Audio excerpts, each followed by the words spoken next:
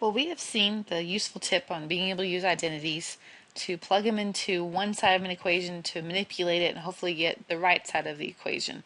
That was all the last lessons, and which was section 8.2 in your book. And I hope you guys have really spent a lot of time, or you're planning on spending a lot of time going through all of those again and just trying to work all those problems as you possibly could. As you see, if you look at that sheet that have all the homework assignments on it, it's recommended for you to do every single one. And literally, that is so true. It's recommended to do every single one if you possibly can. You don't have to do it all in one night but trust me, do not wait until the day before the test until you start trying those out, because you have to almost attempt it, go away from it, come back a couple hours later, or come back the next day and see it again, because the only way for you to see how to do those problems is you practice those problems.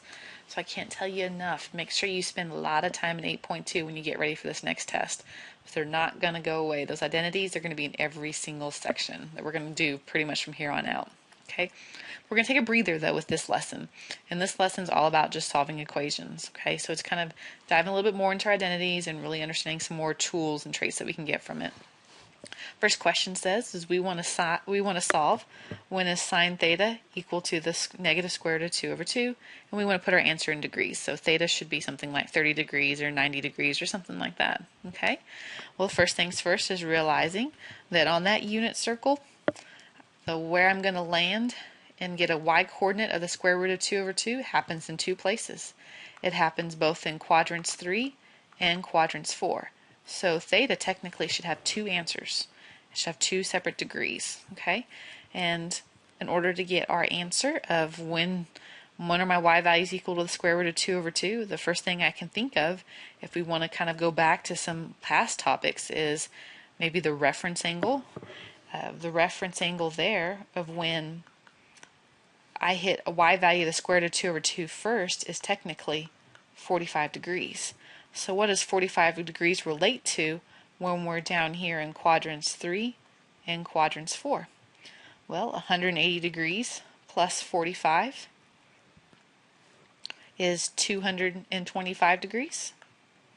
And we can say either 270 plus 45 or 360 minus 45 is 315 degrees. And right there, those are my two answers.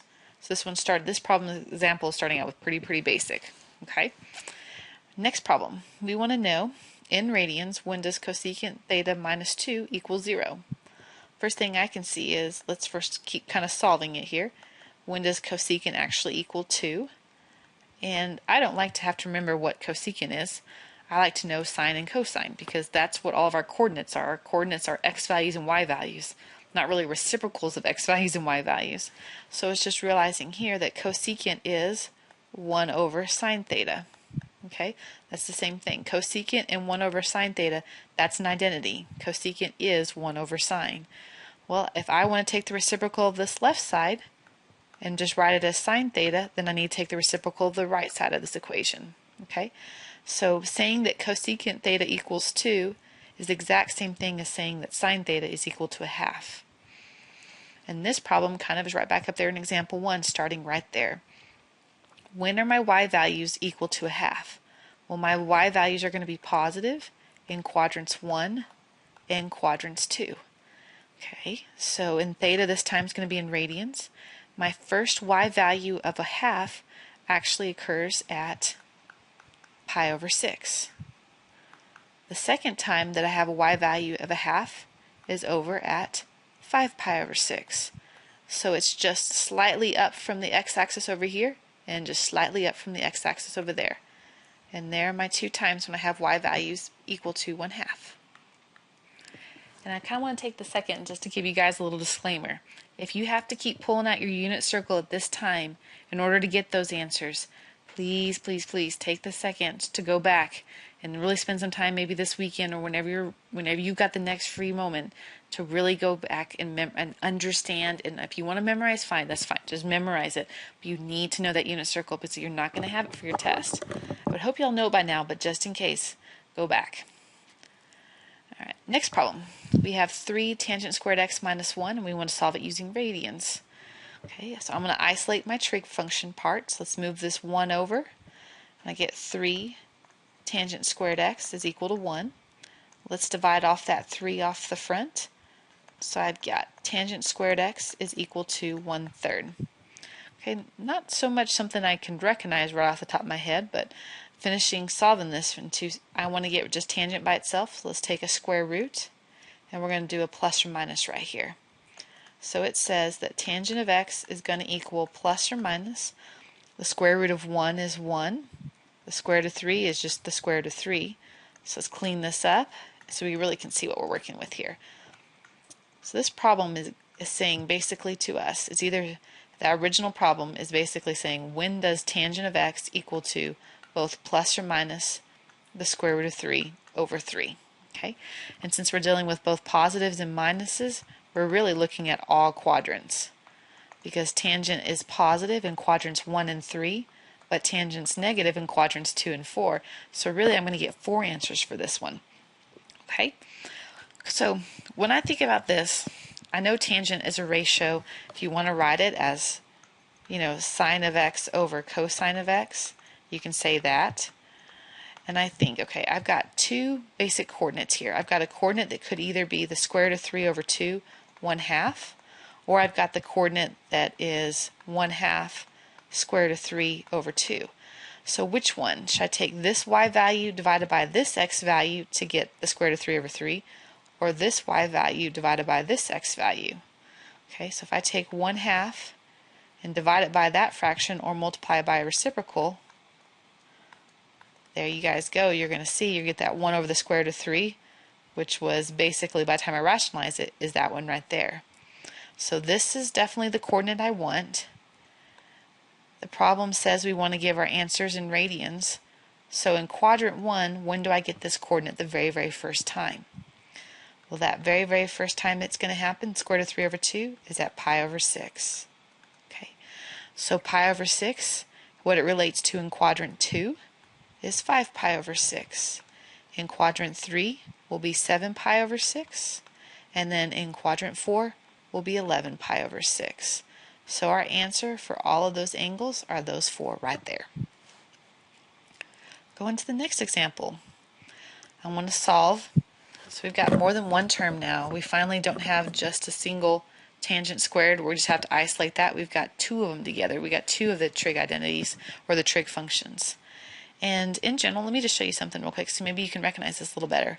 If I told you to solve x squared minus 2x equals 0, the first thing you see is when you have the same variable in 2 spots, you kind of factor it out and you write it as x times x minus 2. Well, that's what we're going to do here, because I've got the same trig function in 2 spots. One times it's squared, the other time it's to the first power. So let's factor that out, and what that leaves behind is cotangent x minus the square root of 3. And then just like over here on the right, we would just then at that step go x equals 0 and x minus 2 equals 0. Well, here it's saying cotangent of x is equal to 0 and cotangent of x is equal to the square root of 3. Okay?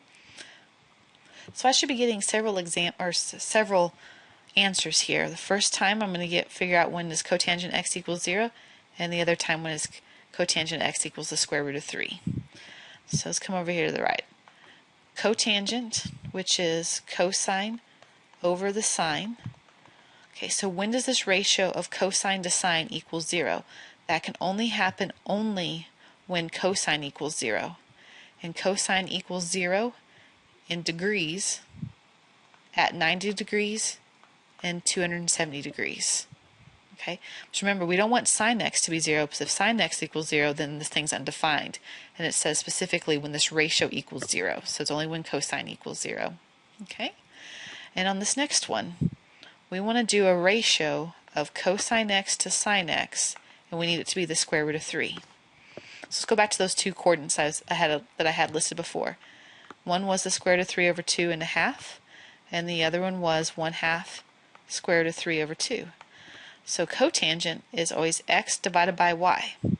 So if I take the square root of 3 over 2 and I divide or multiply by the reciprocal of y's, look here, those cancel off and I get a square root of 3. So again, this is the pairing I want. Cotangent is positive in quadrants 1 and 3. So this coordinate right here in quadrant 1 is at 30 degrees, and that coordinate in quadrant 3 is 100. It's 30 degrees past 180, so it's 210. All right, so if you want to box that up, we can call those answers completely done. And if you happen to look in the book whenever you're doing these problems, a lot of times what they'll do is actually order them according from smallest to largest. So it'll say x is 30, 90, 210, then 270. It really doesn't matter to me. You can list them in increasing order, but if you just want to list them off to the side like I just did right here, that is completely fine.